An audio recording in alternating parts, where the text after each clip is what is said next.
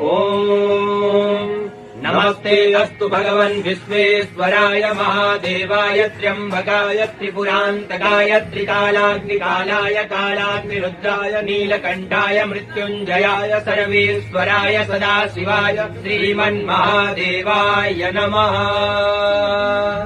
ॐ नमस्ते अस्तु भगवन् विश्वेश्वराय महादेवाय त्र्यम्बकाय त्रिपुरान्तकाय त्रिकालाग्निकालाय कालाग्निरुद्राय नीलकण्ठाय मृत्युञ्जयाय सर्वेश्वराय सदाशिवाय श्रीमन्महादेवाय नमः।